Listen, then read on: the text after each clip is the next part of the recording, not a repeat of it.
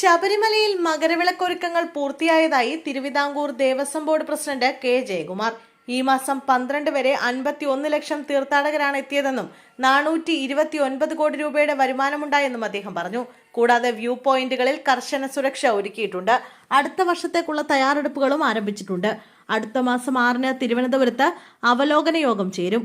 ഓരോ ഡിപ്പാർട്ട്മെന്റ് പ്രതിനിധികളെ പ്രത്യേകം കണ്ട് കാര്യങ്ങൾ വിലയിരുത്തും. ഇക്കുറി പൊതുജനങ്ങൾക്ക് ഓൺലൈൻ വഴി മുറികൾ ബുക്ക് ചെയ്യാൻ സാധിച്ചു.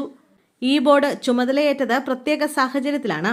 അതിനാൽ ജനങ്ങൾ ഒരുപാട് പ്രതീക്ഷിക്കുന്നുണ്ടെന്നും അദ്ദേഹം പറഞ്ഞു.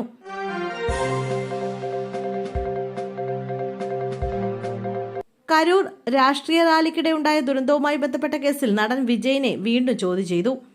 ഈ മാസം 19-ന് ഹാജരാകാനാണ് CBI നിർദ്ദേശിച്ചിരിക്കുന്നത്.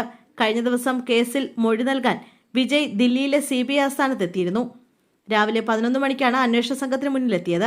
ദുരന്തത്തിന് പിന്നിലെ സുരക്ഷാ വീഴ്ചകളും മാനദണ്ഡങ്ങളുടെ ലംഘനവുമാണ് CBI പ്രധാനമായും പരിശോധിക്കുന്നത്. വിജയെ ചോദ്യം ചെയ്യുന്നതിന് മുന്നോടിയായി അദ്ദേഹത്തിന്റെ പ്രചരണ വാഹനം കഴിഞ്ഞ ദിവസം CBI സംഘം കസ്റ്റഡിയിലെടുത്തിരുന്നു.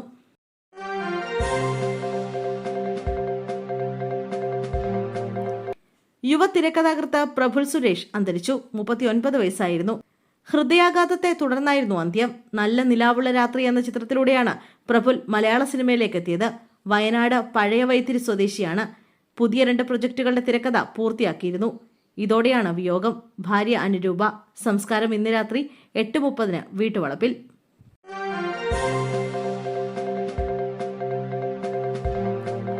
മുതിർന്ന CPIM നേതാവും കൊട്ടാരക്കര MLAയുമായ ഐഷ പോറ്റി കോൺഗ്രസിൽ.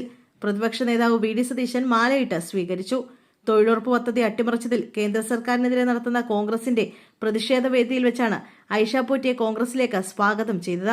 കൊട്ടാരക്കര മണ്ഡലം കോൺഗ്രസ് കമ്മിറ്റി സംഘടിപ്പിച്ച ഉമ്മൻചാണ്ടി അനുസ്മരണ സമ്മേളനത്തിൽ പ്രാസംഗികയായി എത്തിയത് മുതൽ ഐഷ പോറ്റി CPM വിടുന്നുവെന്ന വാർത്തകൾ വന്നിരുന്നു. എന്നാൽ അന്ന് ആ വാർത്തകൾ നിഷേധിച്ച ഐഷ പോറ്റി നിയമസഭാ തെരഞ്ഞെടുപ്പ് പടിവാതിൽക്കലെത്തി നിൽക്കെ പാർട്ടി വിടുകയായിരുന്നു.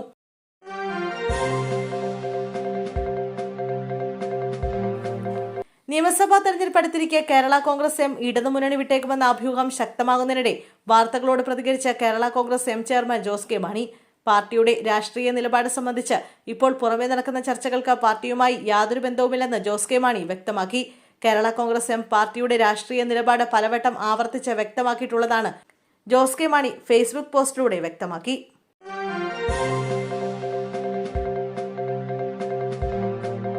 സാമൂഹ്യ സുരക്ഷാ പെൻഷൻ ഗുണഭോക്താക്കളിൽ വരുമാന സർട്ടിഫിക്കറ്റ് ഹാജരാക്കുന്നതിനുള്ള കാലാവധി 6 മാസം കൂടി നീട്ടിയതായി ധനകാര്യമന്ത്രി KN ബാലഗോപാൽ അറിയിച്ചു.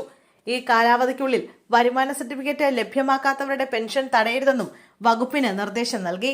ക്ഷേമ പെൻഷൻ ഗുണഭോക്തൃ പട്ടികയിൽ ഉൾപ്പെട്ടിട്ടുള്ളവരിൽ ഒരു തവണയെങ്കിലും വരുമാന സർട്ടിഫിക്കറ്റ് ലഭ്യമാക്കിയിട്ടില്ലാത്തവർ അത് ഹാജരാക്കണമെന്ന് കാട്ടി 2025 മെയ് മാസത്തിൽ സർക്കാർ നിർദ്ദേശം നൽകിയിരുന്നു.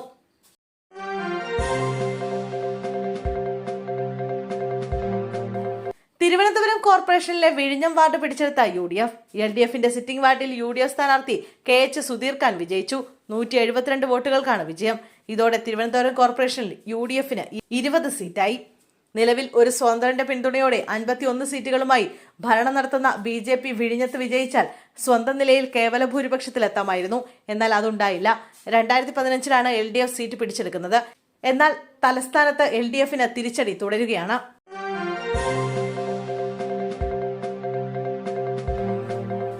ഇടവേളയ്ക്ക് ശേഷം വീണ്ടും കേന്ദ്ര സർക്കാർ സ്തുതിയുമായി ശശി തരൂർ MP. മോദി സർക്കാരിന്റെ മാവോയിസ്റ്റ് വേട്ടയെ പ്രകീർത്തിച്ചാണ് ശശി തരൂരിന്റെ ലേഖനം. മാവോയിസ്റ്റ് വെല്ലുവിളിയെ നേരിടാൻ കെൽപ്പുണ്ടെന്ന് തെളിയിച്ചിരിക്കുന്നു. മോദി സർക്കാരിന്റേത് സുരക്ഷയും വികസനവും സമന്വയിപ്പിച്ചുള്ള നടപടിയാണെന്ന് ലേഖനത്തിൽ പറയുന്നു. UP സർക്കാരിന്റെ ആശയം മോദി നടപ്പാക്കി.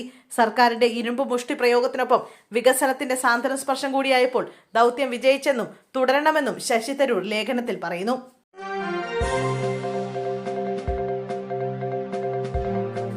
സംസ്ഥാന ഭാഗ്യക്കുറി ക്ഷേമനിധി ബോർഡിൽ വൻ ക്രമക്കേട്. ലോട്ടറി ഏജന്റുമാരുടെ ക്ഷേമനിധി തുകയിൽ 14.93 കോടി രൂപ ക്ഷേമനിധി ബോർഡിലെ ജീവനക്കാർ തട്ടിയെടുത്തു.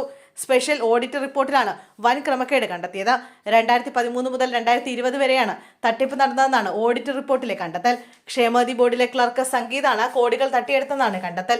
ലോട്ടറി ഏജന്റുമാരുടെ ക്ഷേമനിധി തുക ബോർഡിന്റെ ബാങ്ക് അക്കൗണ്ടിൽ അടയ്ക്കാതെ സംഗീതിന്റെയും ബന്ധുവിന്റെ അക്കൗണ്ടിലേക്ക് മാറ്റുകയായിരുന്നു.